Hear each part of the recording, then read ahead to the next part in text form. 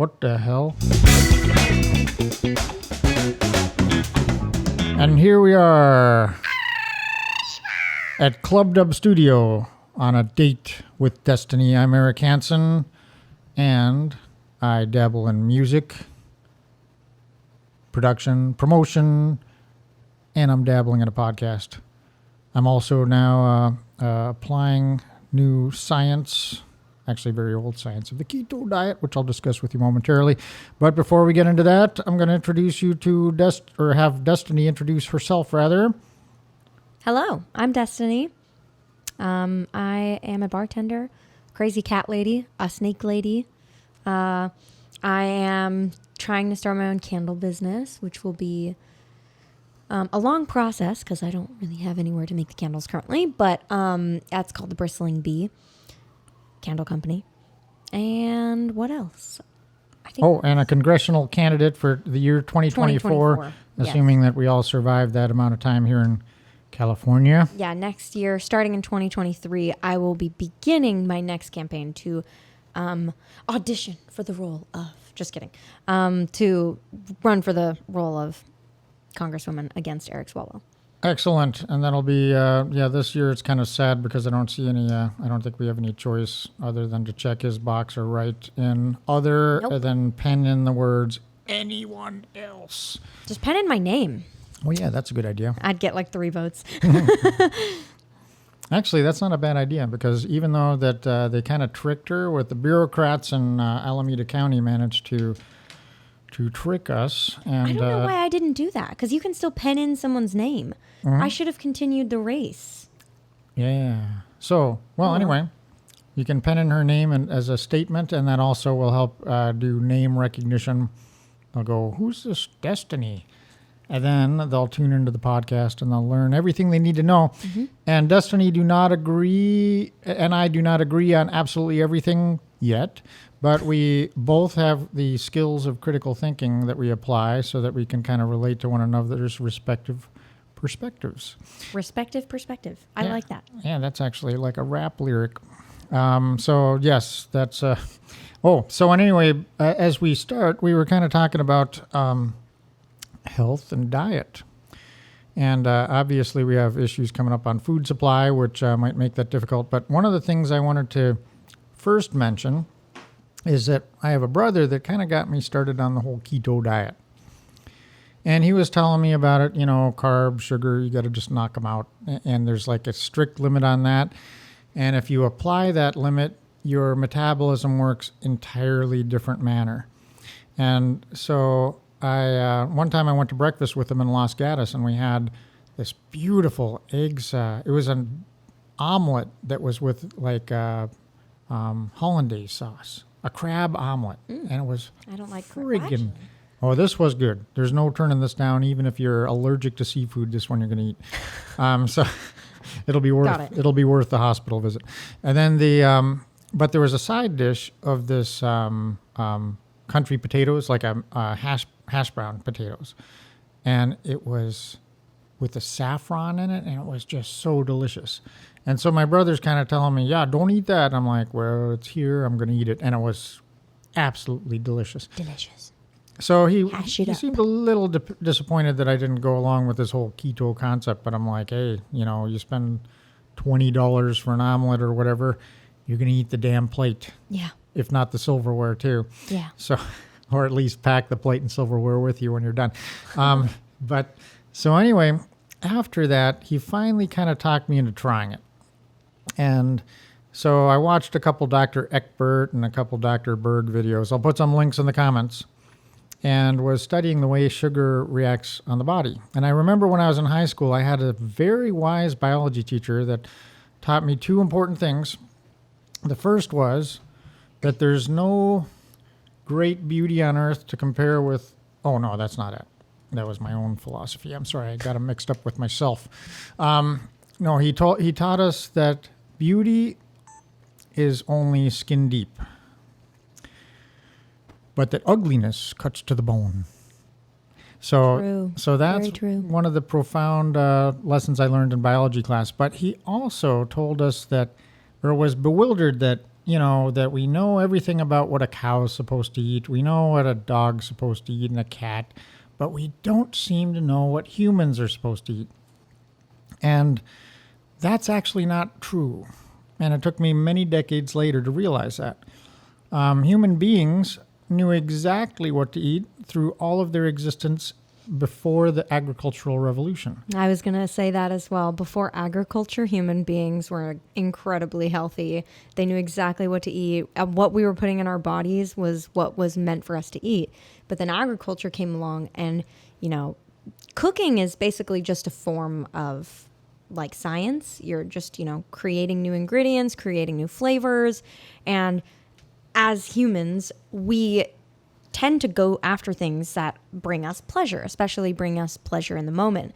So with these new science experiments, you're cooking new foods, and even if it's not good for you, if it tastes good, we're more likely to consume it. Because, of course, like I just said, we tend to go after things that bring us pleasure. So after the agricultural revolution, we kind of started eating things that were less and less good for us. And that's not to say that everything we cook and everything that we grow is bad for us. There's tons of things that you can eat that, that involve cooking that are good for you. It's just most of it is not. And I don't mean cooking like, like vegetables and meats. And I mean cooking like pies and cakes. Preparation. Yeah. And sweets like that. All right. So, and on that note, the hunter-gatherers basically had two primary processes. The men would go out and do man stuff like tackle a beast, ride it home, prep the grill. And while the women did their, took some baskets with them and did some major gathering activities. Yeah. So they'd bring back some friggin' delicious berries, nuts, whatever kind of things that they found on the way. So they come back and now they have some herbs to put on the meat. But their food was primarily protein and fat, and grain and herbs and all that was just like a side dish and like a little spice enhancer, just extra goodies, maybe some leafy greens in the mix. So that's how man got along for countless hundreds of thousands of years, until agriculture came along, and then we wound up on the grain diet.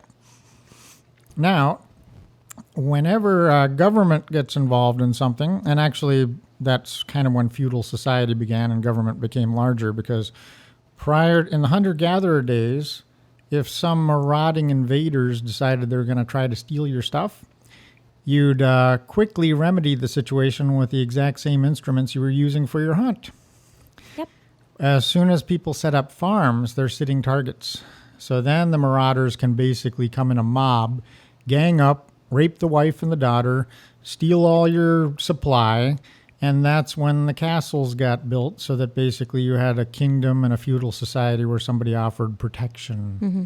So and you have the strong be the protectors, and the weaker would do other jobs and tasks. Yes. So whereas some might see us go back to hunter-gatherer days, that's not really, I don't think, a realistic goal. And theoretically, the maximum the Earth, according to some authors of note, is basically 500 million, which happens to be the same number that the globalist pricks are recommending for maximum population now. So hunter-gatherer basically can only be sustained at certain population levels. To have a larger population requires kind of more efficiencies. But in addition to government corrupting the dynamics of how we raise food, how we secure it, and how we get the food from the farm to our plate, the government also gets involved in deciding what and how we eat. And so I set up a page that's called Government Science on Facebook that kind of gets into this. But in general, science is corruptible. There's no more corrupting a source than nothing more corrupt and corrupt a source as government and connections with government. So what happened was in the 70s, people used to at least eat butter, and the farmer's breakfast was very popular. Bacon was cheap. You have your bacon, your eggs, you butter the hell out of your toast, call it a meal, and believe it or not, that's actually pretty good for you, except for the bread. And Yeah. that's where the keto diet comes into play. What happens with your body is as soon as you have sugar, or any carbs, sugar is just a form of carbs. When you have carbs metabolize into sugar, then they go into blood sugar, and it causes an insulin response. The biggest number one health crisis in America today, and potentially the globe, is diabetes and related illnesses, including heart disease. Isn't that the number one killer in Yeah. America? Yeah, so we'll present a list in the for those that are watching us on YouTube. Ultimately, your metabolism, as soon as the insulin response hits, it converts the method of metabolizing from burning fat, which might be from your food or off your body, to burning through sugar and carbs, because that's a low-hanging fruit, but it actually is more likely to be storing fat. So your metabolism has two primary modes. One is to store sugar, carbs as fat on your body, and the other method is to burn fat. So I tried this whole keto thing at the advice of some measure of nagging of my brother, and I don't really like sugar all that much, but I used to drink lattes all the time, and lattes have milk. Milk has lactose, and that actually is sugar. I had previously learned that non-fat milk is worse for you than whole milk. So Yeah, whole milk is better for you because it contains more fat and less sugar. Exactly right. So the glycemic index goes down, and what you want is a lower glycemic index. However, once I went to the keto mode, I realized that the latte is not even on the menu. However, I'm very satisfied with the Americano, which is basically you take the same espresso, put it in with water, and put whole heavy cream in it. No milk, no half and half, especially not any sweeteners. And then you have a drink that you can have in the morning and run the whole day on, and then you defer eating. And part of keto is intermittent fasting. So, for example, I was invited to go on a hike with another brother down in Gilroy. So I deferred eating anything till I had my coffee. We were going to meet at 11 o'clock. So I left here at 10 a.m., filled my glass with coffee, cream, and nursed that on the way down. So it's an hour drive to get down there. Then we went hiking, and he kind of, I don't know if it was intentional or not, but he kind of got us lost, and it wound up being a huge, first, the hike is gorgeous. There's a huge climb. Where's the hike? It was right off 152 at Something Springs. I'm going to put it in the show notes, I guess, because I'm kind of forgetting, and I can even put a map. But you climb under this canopy, so it's cool. You're under trees. There's moisture in the air because it's close enough to Watsonville. And so it's on the other side of the mountain of it. And you're climbing higher and higher and higher and just getting beat. But ultimately, he kind of got us lost, and we returned on a loop, and it wound up being a 3 hour and 15-minute, almost what I'd call an ordeal. But normally, with a normal diet, if you only had coffee and you're out there, you would have been dying of thirst and dying of hunger. Your stomach would be uncomfortable. You'd get low blood sugar. You'd get headachy. Mm-hmm. At the end of this hike, first he brought water. I barely sipped it. He was drinking a lot. I didn't need that much. I didn't feel that dehydrated. When I got back, I still wasn't even hungry. And it was like 2:30 in the afternoon by the time I went to In-N-Out to get a lettuce wrap. And that lettuce wrap is completely keto friendly because it's basically you get rid of the bun. And I also don't do the cheese just because they're using American cheese, which is basically margarine, which is toxic sludge for your system. So I had a 3x0 In-N-Out, and then I had my oversized iced tea with no sweetener, obviously. But when I ordered that, I still wasn't starving. I was actually fine. I just knew it was kind of time to eat.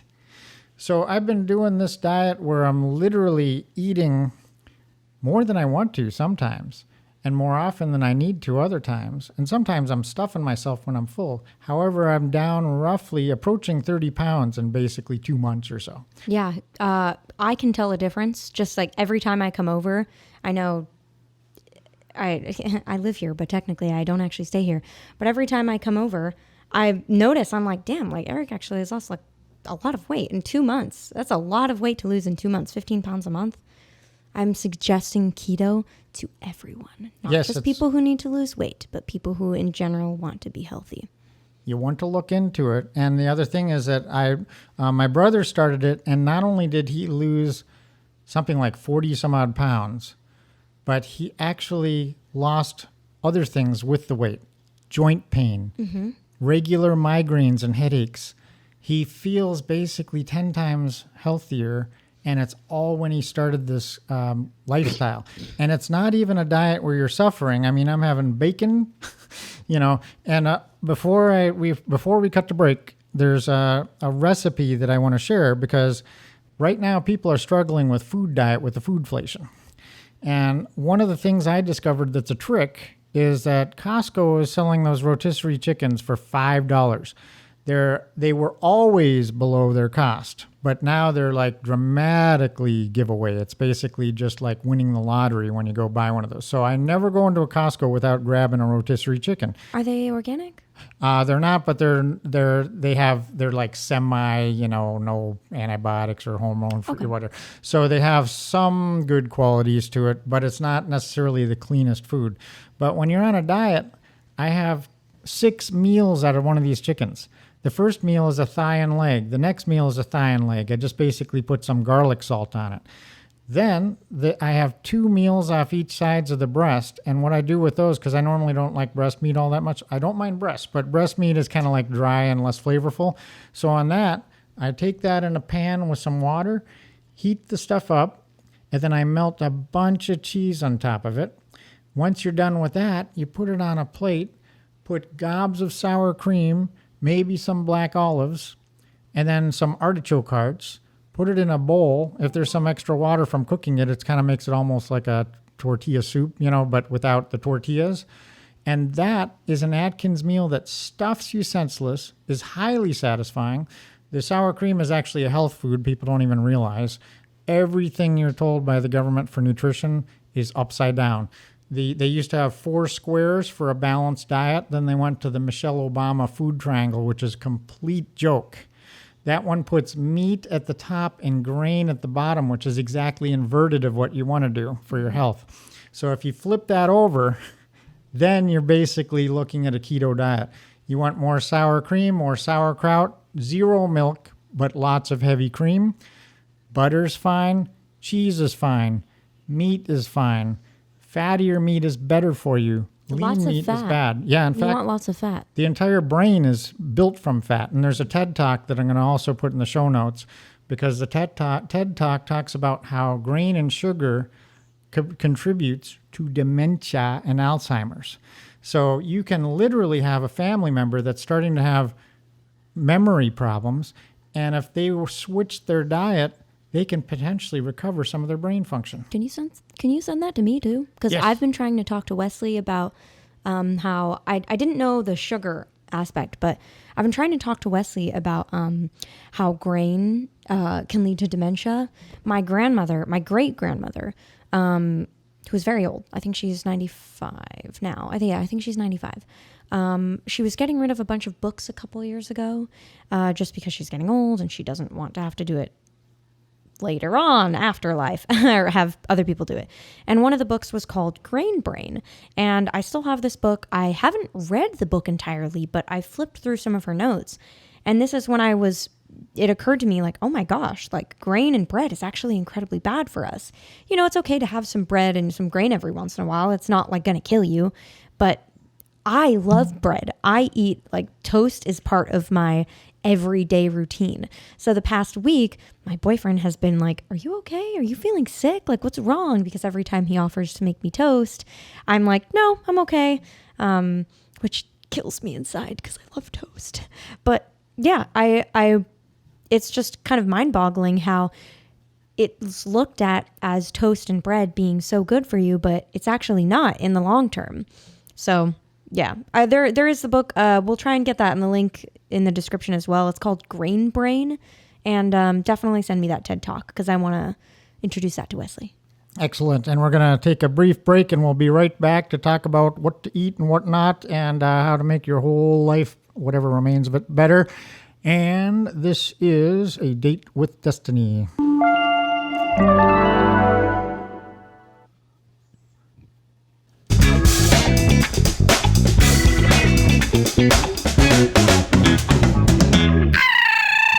And we're back in on A Date with Destiny. And we're going to hand the mic to Destiny for a moment. So this morning, I saw a post from the Daily Wire. However, the article I'm reading is actually the Daily Mail, about a vegan woman who was charged of murder for murdering her son by giving him a vegan diet. And here's what the title says. Murder by malnutrition. Vegan mother is found guilty over death of 18-month-old son who weighed just 17 pounds when he died after being fed diet of only raw fruit and vegetables. I think what's happening is I know a lot of people who are vegan, and I know that there's a lot of people who think that veganism is incredibly healthy. It's a good diet.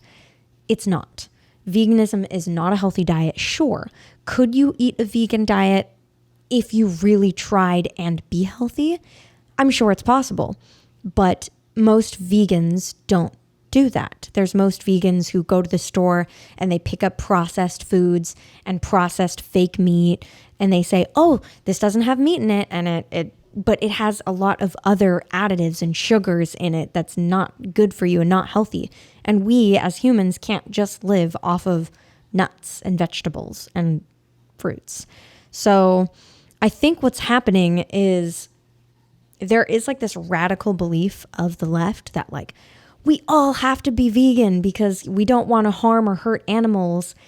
And I understand the sentiment, but I don't think that they realize or recognize that veganism is actually also bad for the environment, because you have to consider, if you're eating only raw fruits and vegetables, the amount of land it takes to grow those fruits and grow those vegetables, the amount of animals that it kills just to maintain that land and just to actually get the land, the amount of water that is used for more crops being used. So I'm not saying, because I actually don't know the stats or the statistics on what is better for the environment. I'm just saying that veganism is just as equally bad for the environment as just a normal regular diet. Well, it's actually in a way worse because it's not sustainable farming. Sustainable farming is balanced, where basically the animals provide fertilizer for the plants. And so a local farm gives you the best food possible because it's growing both produce and animals. And so there's an exchange and a harmony between those things. Now, I'm a little bit on the concept of water use. I'm inclined to declare that a false concern, and here's why. This is something that a lot of people are forgetting. Government is run by people that thrive on power. That's what draws them into taking power. And one of the things that gives them power is rationing. So that's why in California we have constant artificial droughts. It's a Mediterranean climate, but there's a water table well below us that's accessible. And if they did anything about infrastructure, we'd be fine. If they failed on infrastructure, they can at least not dump millions of gallons in to save a sucker fish or under some bogus reason where they literally drain lakes into the ocean and say, oh, well, we had to do that to save some endangered species. No, you didn't. We actually need food. We need our agriculture. That's one of the primary economies in the state of California. Additionally, water is the most abundant resource on the gosh darn earth. We are covered literally 3/4 of the earth is literally a mile deep in water. Okay? There's no water shortage. The only thing that can be made legitimately unavailable is energy. And energy is made short by inane politics, by the same power-hungry politicians that want to ration. And so, for example, there's no reason a coastal state like California wouldn't have all kinds of desalination and pull whatever damn water they want. We should have a friggin' oasis here. We should be able to water the hills so that instead of having those golden blonde hills and summer fire risks, we'd look like Scotland year-round if we friggin' had the desire and enough affordable energy to make it happen. So technology is suppressed by government to keep affordable energy from happening. Renewable energy is a fraud. The only legitimate renewable energy is hydropower, and the environmentalists have a fit anytime someone talks about putting up a dam. So, because the Marxists don't want energy independence. They don't want affordable energy. They don't want abundance. They don't want prosperity. They want people to live hand to mouth. And their government partners love the idea too, because a public that is hand to mouth, living the third world dream of basically having to carry buckets of water on your head from some contaminated source back into the village, that's what they love, because these are people that are way too busy to get involved in politics and voting creeps and criminals out of office. So that is the main message people need to know about the way society and governments work. The government benefits from the suffering of their subjects. Governments that are limited are prevented from torturing and making everyone victims of their politics, and then prosperity happens.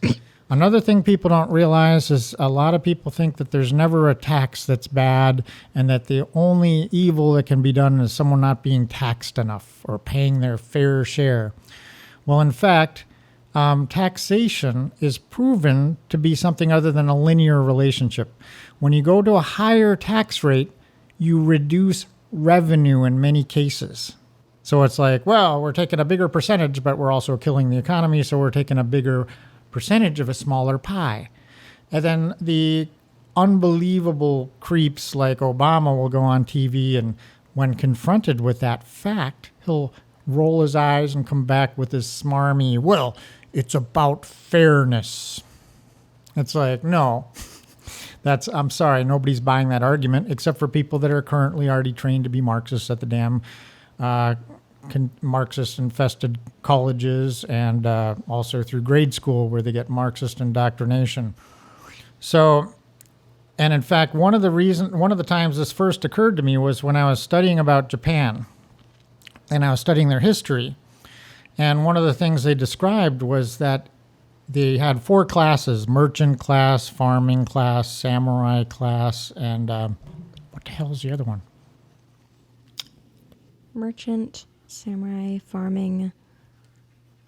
I'm at a loss. Anyway, we'll get that finished in the show notes too. But if there was too much mass formation of wealth in a community, they would have little spies from the government go around and figure this out, and then they'd assess special taxes. The motivation for the tax wasn't strictly for revenue. It was to keep too much gold from being produced or, cornered by some population, because that would be a threat to central power of the government. So that's the other thing you have to realize is taxes are as much to oppress as they are to steal. Most libertarians, and libertarian ironically actually began in Berkeley. Can you believe it? Berkeley's now a communist hellhole, but back in the day, I would never believe that. That's funny. It was the birthplace of libertarianism. So libertarianism declares correctly that all taxation is theft. And then there's intermediate mindset saying, well, yeah, but we have some infrastructure. So like HOA dues are collected to clean the pool and do things that everyone's using. Government could be treated that way to do some highways and things that everyone benefits from. And of course, today that whole concept's been replaced with road equity. We got Buttgeist is literally out on a tour talking. He's the chief tunneler of the Biden administration, transportation secretary. So this clown is on a speaking tour talking about racist roads. So I'm not sure whether... What? Yeah, I'm not sure whether it's the white concrete that's more racist or the black tar on the road, but this clown is literally talking about road equity. And so racism is the primary concern of his new shovel-ready policies. It's almost like racism is a keyword that any politician can use to just get what they want. Like if you insert the word racism or sexism or homophobic or any one of these key buzzwords into any topic that these people want to talk about, it all of a sudden gives them power, the ultimate power to be able to make whatever decision they want. Like let's say they want to make a decision about changing the roads or changing a law or changing the frequency of something. All they have to do is say, oh, well, it's racist, so we have to fix it. It's sexist, so we have to change the way it's done. Because people hear that buzzword, they hear that keyword, and they go, we don't want that. And if you say it's racist, you can't argue against it because the way their brains are working is they've almost indoctrinated our entire population into like anti-critical thinking. So rather than like having some form of critical thinking, people are just like incredibly against it.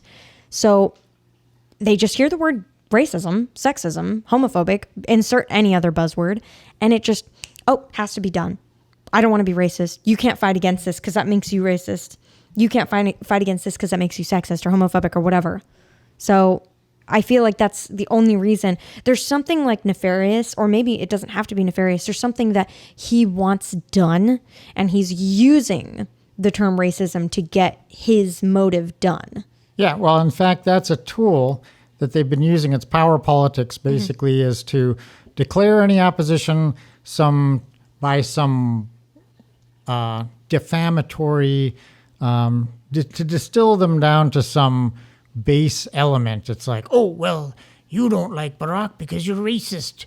And it was extremely effective because, especially with conservatives, because they're the ones that aren't racist. And basically the entire Democrat Party is, their entire platform is to punish and defame conservative Americans for their own long history and current racism by Democrats.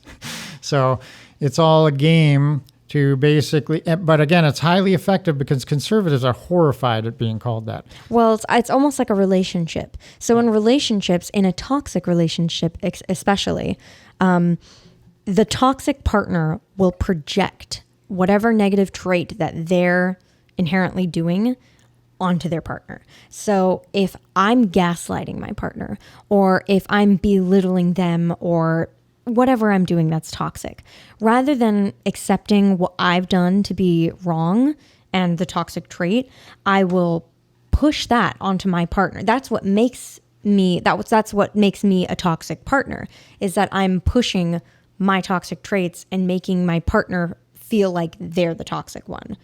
I don't actually do that, by the way. This is just all, for examples. Wesley, if I do that, please tell me. That's an excellent description of gaslighting.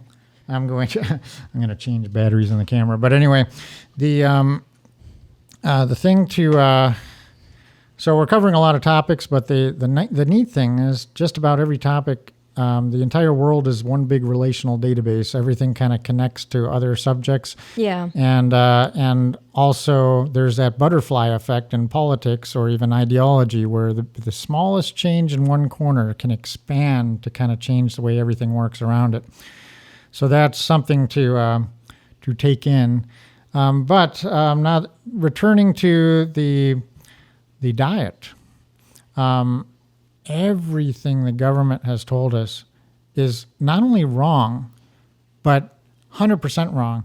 Now, normally people are comfortable with the idea that government breeds incompetence, because instead of rewarding virtue, it rewards political clout, and it drags in whatever it can to that fits the right demographic or what have you, so that they can get political points. And the demagoguery is a game where people are entertained by seeing someone in office that looks like they do. It's like, oh, he's one of us. And so that tribalistic urge to basically, and it's not abnormal, people. It's actually a normal aspect of humanity to relate more to somebody that kind of looks like you, that you might think is a long lost uncle. But nonetheless, they're replacing that with concern for policy positions. They're replacing that demagoguery with the symbolism of, oh, this person represents us. He's one of us, so he's going to help us. And that couldn't have been proven more horribly wrong than it was with Obama, because the community that theoretically stood to gain the most by that proof that America is not racist, because we actually had a popular election that put America's first quote-unquote black president in power unfortunately based on that credential alone. And then legitimate candidates like Alan Keyes were completely smashed by the Democrat machine by complete false claims and bearing false witness and all the usual Gloria Allred tactics. But anyway, the lifestyle of quote-unquote black America suffered horribly under Obama. As soon as Trump came in, we had the lowest in history levels of black unemployment and all these other things. So some of them were able to kind of piece that together, but there's still a huge crowd that just basically sees Obama as one of us. And based on, even though he's only half one of them, they completely ignore one half and identify him as the other, because that's how demagoguery and the symbolism of it works. But, gosh, I think we were talking about diet and food.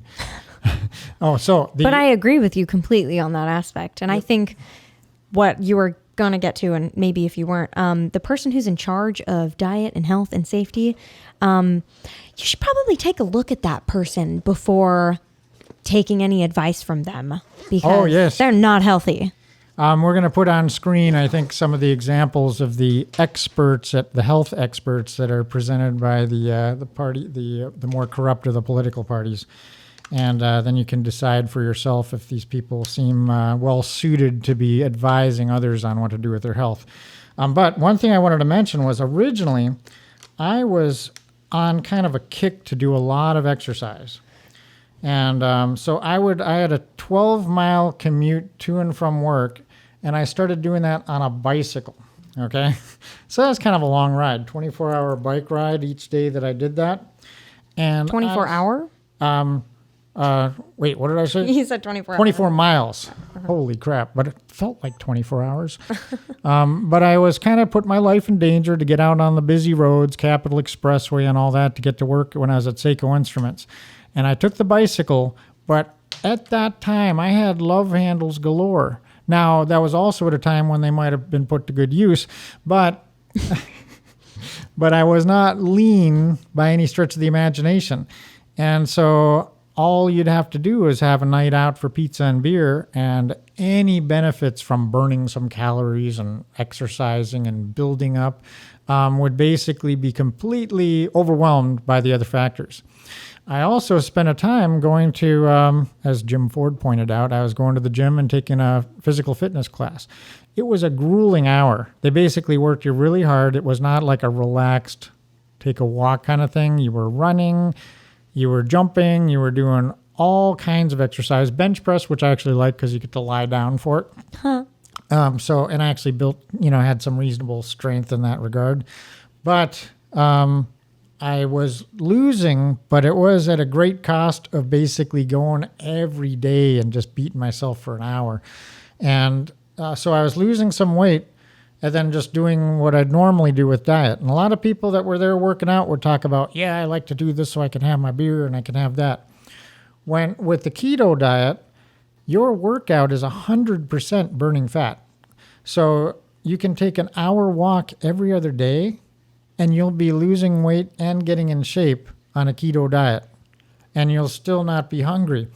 At the opposite side of the spectrum, fruit diets, people that do like a fruit-only diet, are starving all day long.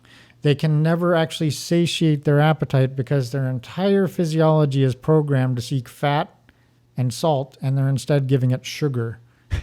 Mm-hmm. And the sugar basically puts them on a roller coaster with their insulin. Another thing to note is that if you go to a doctor and they give you a clean bill of health, they're not testing for future diabetes. They're testing for, have you already crashed your ship into the rocks diabetes? And the way that works is that a legitimate doctor will test for insulin response. Insulin response shows how you're dealing with sugar when it's introduced to your body. But most of them are only looking at blood sugar. And if blood sugar levels are out of check, that means you've already taxed your pancreas and all your organs so heavily with a ridiculous diet that they basically surrendered. They're not doing their job anymore. You have insulin resistance in your tissue, and the pancreas is working harder and harder trying to produce more and more, and it basically just fails.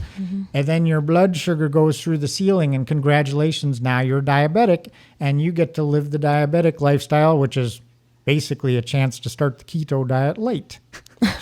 But the other thing that the American Heart Association is in on the crime. When people look at cholesterol level, that's all the American Democrats ever talk about is cholesterol, cholesterol, cholesterol. And they do delineate into good cholesterol and bad cholesterol. And as my dad pointed out, his doctor explained it very well to him. The good one, HDL, is, there's LDL and HDL. L stands for lousy on the LDL, and the HDL stands for happy. Happy, yes. Yeah. So I almost forgot what the math was on that. But anyway, cholesterol is a healing agent. People are being put on statin drugs to attack their liver, ultimately to be put on dialysis and all this later. They're attacking their liver to keep it from producing cholesterol, so that they go in and they get a nice lower cholesterol reading, and all the idiot quacks can say, yay, your cholesterol's down. The thing they don't realize is the cholesterol is sent to your arteries and sent to your heart and sent to these places as a healing agent when you're inflaming them by giving them sugar and grain diet. So the behaviors that make diabetes also make heart disease.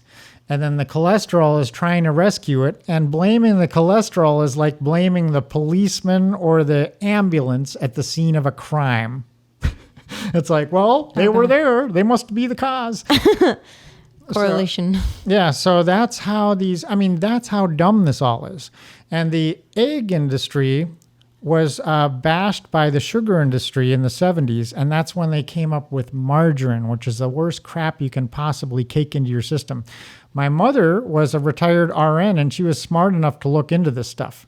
And because she looked into it, our family never fell for that garbage. We always just had butter, and maybe in moderation. Meanwhile, I'd go to my friend's house, and his parents were on the margarine bandwagon because their doctor said it was good. I can't believe it's not butter. Yeah, so then they take a squeeze tube of this margarine and cake it on toast to a level we'd never imagined doing with butter, and then put cinnamon and sugar on it. And that was a snack I'd enjoy when I was over there. As a kid, it's like, oh, it tastes pretty good. I'm not going to lie. I do eat that snack sometimes. Yes. But not with margarine, with real butter. So anyway, it's the worst poison imaginable. The margarine has since been, it took 30 years for medicine to finally say, oh, yeah, that was a joke. We don't want to actually use margarine. But vegans are still using it to this day, and without even realizing it, without even thinking twice about it. All these vegan recipes online, you'll see margarine as a main ingredient. It's plastic, people. It's absolute toxic crap. It's horrible for your health. The other thing is that the American Heart Association will jump to put big labels of heart healthy on the products they approve of for your diet, such as Raisin Bran. Now, I used to like Raisin Bran. I'm like, oh, this is good for me, good. And it tastes great. It has a higher glycemic index than Coca-Cola. It's like... Do you think Raisin Bran is worse or better than other candy cereals? Well, no, like, there's worse. Like Fruit Loops and stuff Raisin like that. Bran at least has some fiber in the mix. But that's another thing. With the keto diet, sometimes if I'm making a milkshake for my kids, I got them hooked on milkshakes, and I make them pretty well, but I can't even lick the spoon when I make those now, so that's a sacrifice. However... after I give them their shake and say, here you go, don't let me look at it.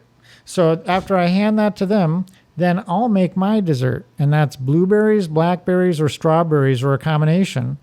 Put chia seeds, the white chia seeds all over it, and that's your fiber. pour heavy cream on it, not sweetened cream, just heavy cream. And it's the most delightful, satisfying dessert imaginable. And it's completely keto friendly. And I find that it's better than blending the same thing in a smoothie too, because each fruit bite has different levels of sweetness.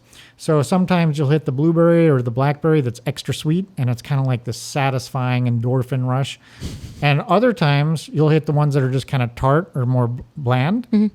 However, if you blend it, you take away that variety, and then you basically bring it all down to a level of sweetness that doesn't register as sweet at all. Yeah. So you're kind of depriving some of the enjoyment just by blending it into a smoothie. So try that dessert and comment in the comments. Do you put it on like any whipped anything, like a yogurt or? No. Well, I mean, Kefir is very good for you as long as it's not overly sweetened. Most of it has too much fruit, I think, to be considered good. But kefir is good for digestive gut health. Sour cream is good for your gut health. And that's all the foods that the idiots tell you not to have. The other thing is that most people that are on a diet are pursuing quote-unquote low-fat food. There's even a Seinfeld episode that basically reinforced a terrible lie. Low-fat food is the worst thing you can do for your health, and especially on a diet. Because what it does is it increases the glycemic index. It's less satisfying, so you're going to be hungrier again sooner. And so it does exactly the opposite of what you want it to do. And for years, I was doing non-fat lattes because I figured, okay, I'm going to have my latte. I don't put any sugar in it mostly. Sometimes I did. Before that, I'd order a light chocolate mocha at like the Starbucks, and I'd go just half of one pump. And then they put 2 pumps. I'm like, no, not half of 4 pumps, half of 1 pump. So I used to like that little bit of extra sweetness of a little bit. But today people are getting these friggin' drinks with 4 pumps of chocolate and the frappuccinos and these things. And they're 10 times sweeter than a milkshake. I mean, they're really over the top. And they're just, every single sip is basically waiting to have your next heart attack. And so that's, we should probably go to a quick break. And I'm sipping my coffee innocently over here with my sweet ass coffee. Oh my God. Thankfully, it's actually just, I got black coffee this morning and then added my own creamer to it. But it is the most unhealthy creamer you could possibly think of. It's what's the frickin' brand that's got like the vanilla bean? Oh, the French vanilla one? Yeah, I forget what it is.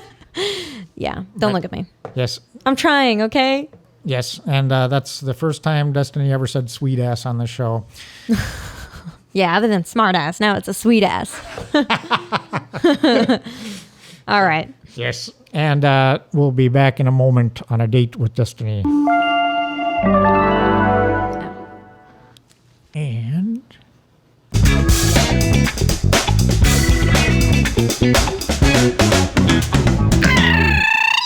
And here we are back in on A Date with Destinee.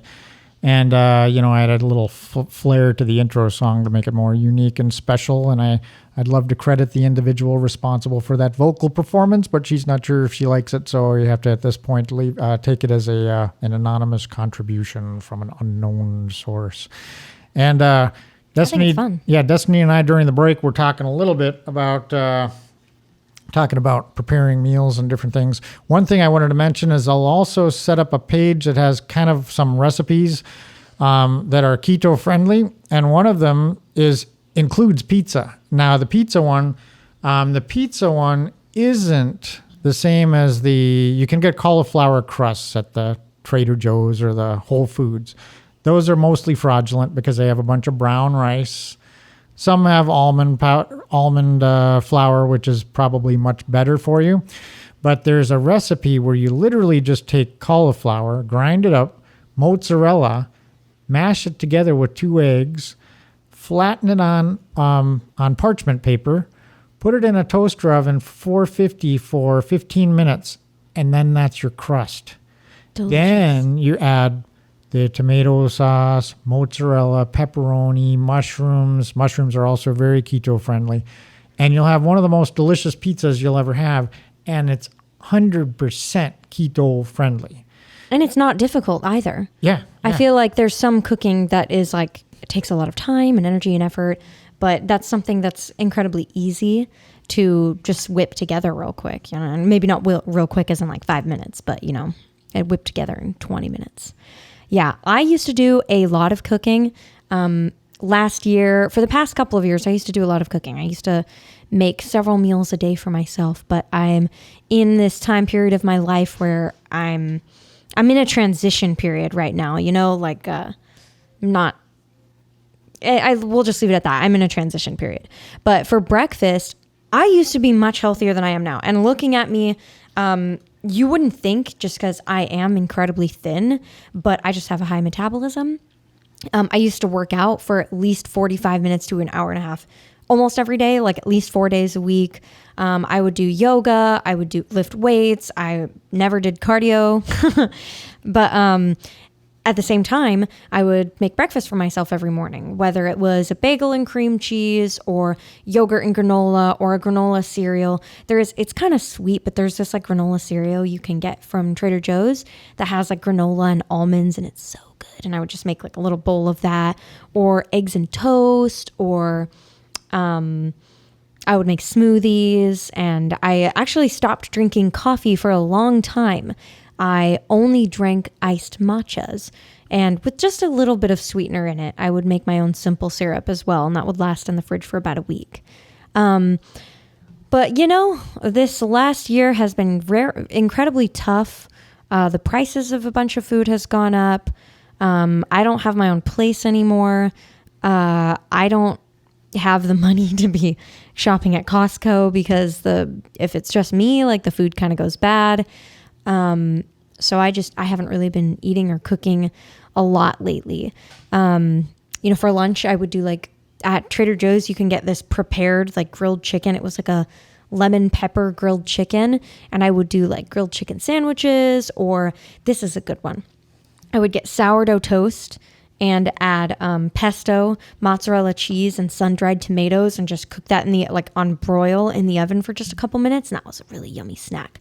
But I'm sure if you couldn't do like the sourdough, you could do the same thing with like pita bread or like some sort of whole grain tortilla, and it would still taste really yummy.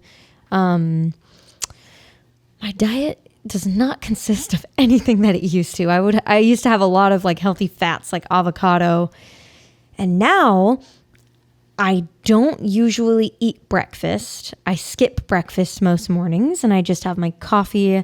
And if I do breakfast, I'll do eggs and toast. Bacon. You forgot bacon. I'm forgetting the bacon.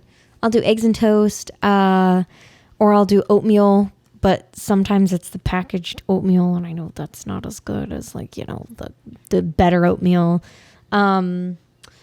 And I work at Buffalo Wild Wings, so I feel like my food mostly consists of fried food from Buffalo Wild Wings because, well, I work there, so I get a 25% discount. I just can't afford groceries, you know? Like, it's expensive, and you kind of got to decide, like, I understand you got to decide, like, do I want to save money or do I want to eat healthy? You got to eat out to save the grocery bill. Yeah, and it's like, it's not a good decision. It's a tough decision to make, but I understand like why people aren't eating healthy, especially today in this year, 2022, 2021. It's not easy to choose to not save money and to eat unhealthy. Or another thing is that most of what you've learned by your government science is the opposite of what's true. And then when they get caught in a lie by obvious facts, for example, remember what they call it when the French diet is high in fat and creams and they have lower heart disease than Americans? They call it a paradox. Paradox is cover for a lie. There's no paradox. That's because it actually works better for your health. And the grain diet does the opposite of what it should. Yeah. The other thing is people assume if I eat fat, it's going to make me fat. Bullshit. I mean, sorry. See, we were doing a G-rated show the whole time today. But anyway, here, let me hit the button to make it more. Bullshit detected. Take precaution. Okay, now it's I passed it off to a third party, so it's all okay. So anyway,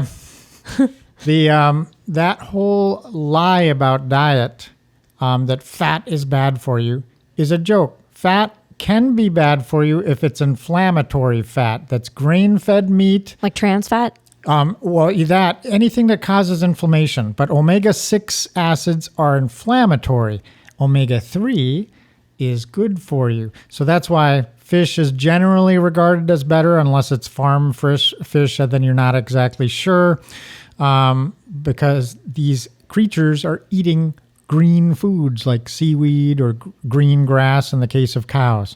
Grass-fed beef is just the same concept as omega-3 acids instead of omega-6. What if we just eat grass instead? I'm just kidding. Well, yes, there's a lot of that have tried smoking that, and Doesn't work the same, does and it? I also tried eating it one time, and I can tell that story in another episode. But anyway, well, actually, as a young child, I was very inquisitive and science-minded. So and the best form of scientific exploration is empirical. So that's where instead of just relying on what's written or shows up on a screen in front of you, you do the research in a very personal way. And just much like my dad in the basement on the previous episode. But when you do your own research, then you can really dig in. So I was subscribing to Science 82 magazine back in the day. First it was Science 81, then Science 82. And they talked about the effects of these drugs.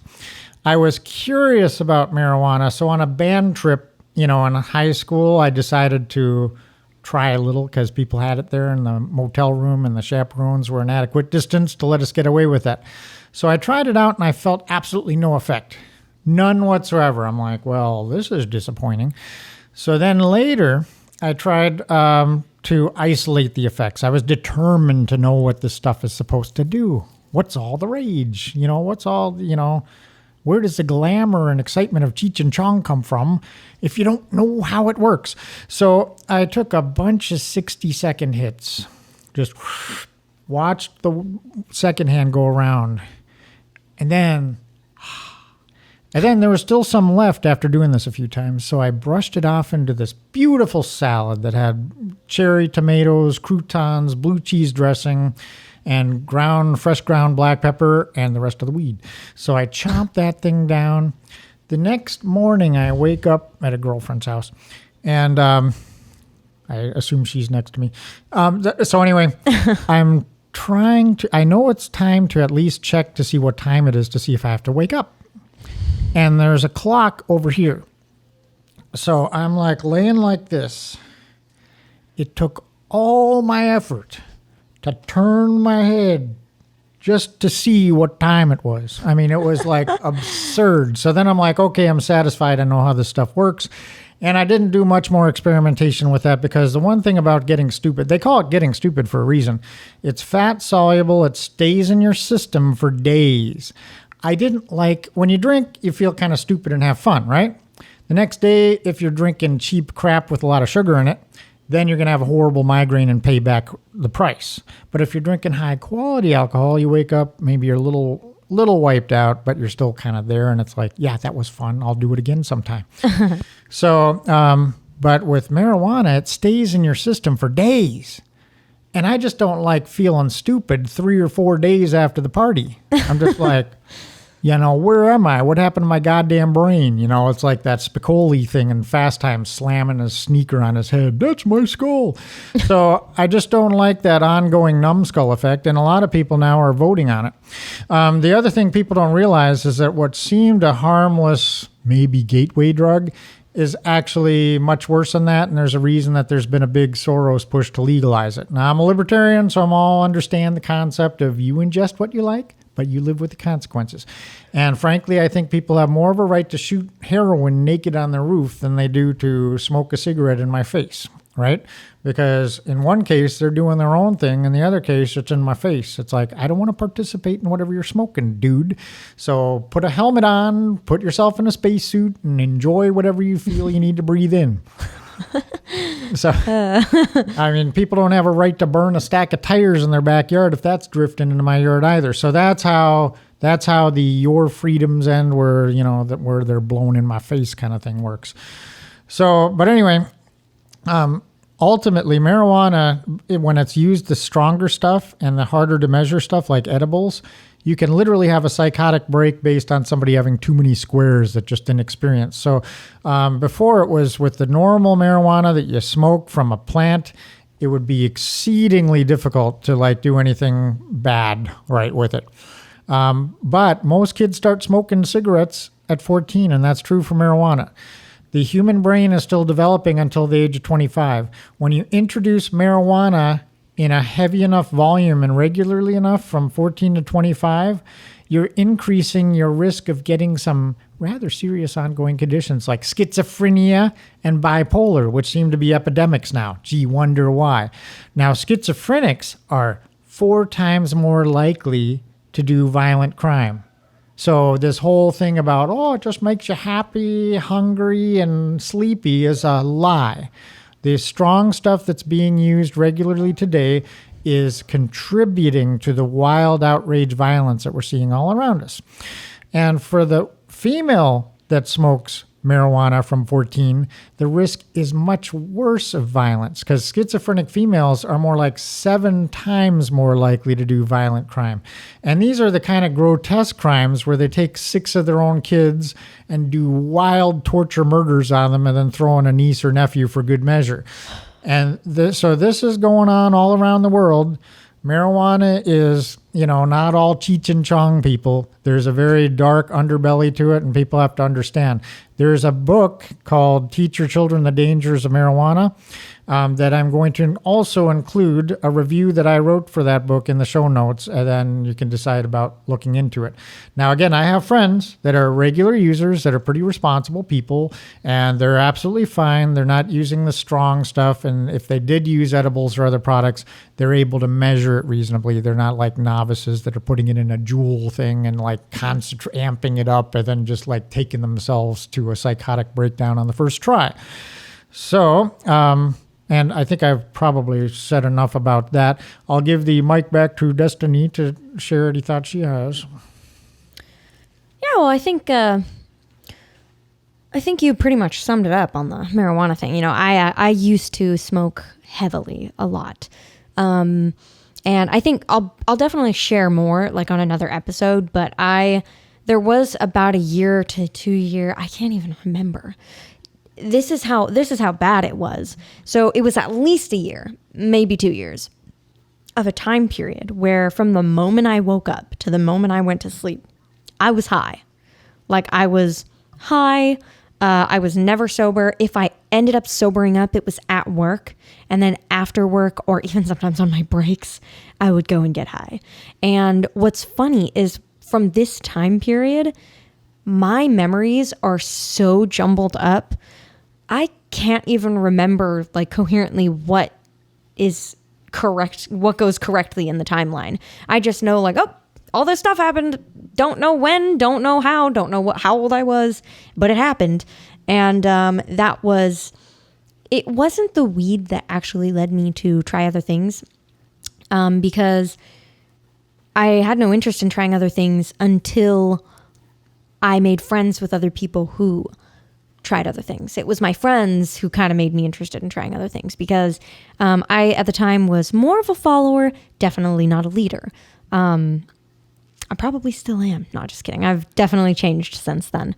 But yeah, I think you've touched up pretty well on that. In a future episode, I'll definitely get into some crazy schemes that may have happened while I was on or off of these super highs. And as for the food, Super highs. Yeah. Well, I call it a super high because I was super high. Outstanding. Yeah. But as for the food thing, I don't know. I'm definitely considering trying keto, but man, sugar is so hard to get rid of. Like my coffee, like I drink it in my coffee. I crave sugary snacks. It's addicting. Like you can't get off of sugar. Do you know what I'd mention is in my experience, sugar, like my lovely mother that's 88 has a little bit of a sugar enthusiasm that she's had since she was a kid. So I sometimes joke with her that she's on the WW diet, except in her case, it would stand for Willy Wonka. So, she, for a while, she was eating just almost all desserts. And then she started taking cod liver oil, which actually seems to contribute to a healthy appetite to add normal food into the mix. But she's still, chocolate milk, 1% milk is actually worse than whole milk. But most of even the Horizon organic chocolate milk is 1% milk.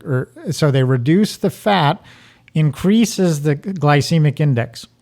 And then that's not quite as sweet enough, so she'll put Virgil's root beer on it.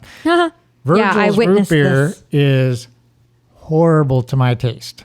It's like pancake syrup to me. Now, I don't mind root beer. Like Hanson's root beer tastes delicious, and it's hard to find that now all of a sudden. But Virgil's is pancake syrup. It's just like so sweet that it like sucks the moisture out of your body when you drink it. And so there's that. Then there's ice cream, and then there's pound cake and things like that. So, and then, when you're at a certain stage in life, it's not like you want to say, Mom, don't do the things you enjoy. Because it's like, you don't want to boss people around. They've had their life experience. They know what they want to do and all that. But at the same time, if there's a way to talk her into getting rid of the sugar, which is almost, to me, it's like a crack addiction.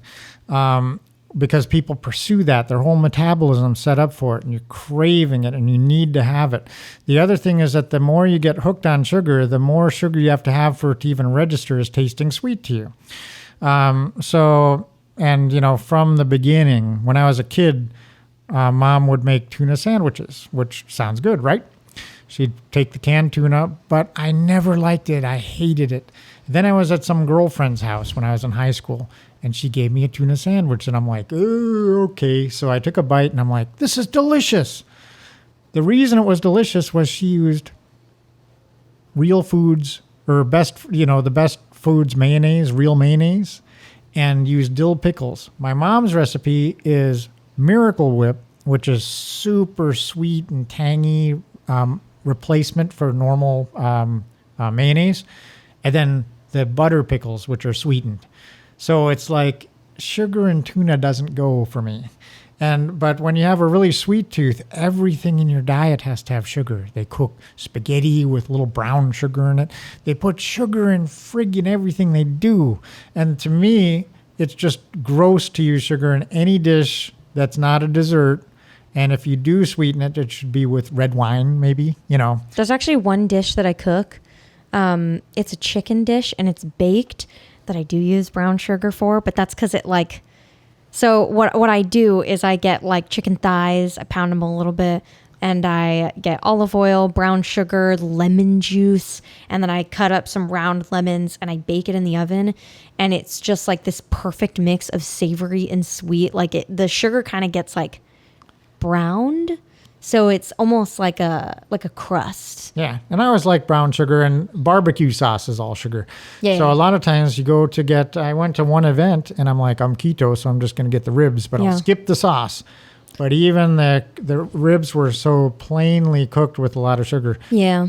And then one time I was in Alaska at a party, and they were serving some kind of coconut rice, and it was horribly, sickeningly sweet. Turns out they were cooking with sucralose and not even warning their guests. So there are times that you go to somebody's house and they're serving you literally bug poison because they're so conditioned to believe that artificial sweeteners like sucralose and aspartame are food that they're putting it into dishes and then serving it at a potluck.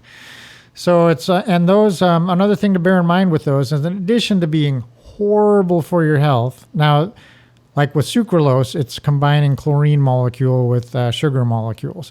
And it's designed to trick your system and just go through your system and pass through, and then it's not getting absorbed. But they will say it's 99.9% pure. It's what the other chemicals are, and that's an issue. And when people are using this, they're doing great harm to their health. Additionally, artificial sweeteners, according to studies, will stimulate an insulin response because it's tricking you. It tricks the brain to thinking you're getting sugar, so the insulin response hits, and that basically throws off any chance of burning fat properly or getting a proper metabolism working. See, now I'm going to have to do a lot of research. After this show, I'm like, okay, so now I have to look up glycemic index. I've got to look up, how grain affects your mind, how sugar affects your memory. I just know, after this, I'm going to go I'll get my headphones and probably just watch a bunch of videos on all of this food. And I'm definitely going to have to work on cooking for myself more. It's just a little difficult right now because Yes, I don't and really have the means to. there's some recipes I know right away that I'm going to start to try to add. One of them is butter chicken. Yeah. Which is my former bride was very good about cooking new dishes, and she made this butter chicken was delicious. And it just involves tomato paste, heavy cream, a bunch of spices, and then you put chicken in there, ideally dark meat, and it's just absolutely delicious. So until you have the naan with it, you're good. But we are wrapping up at a time where we need to wrap up for today, and we want to thank everyone for joining us on A Date with Destinee.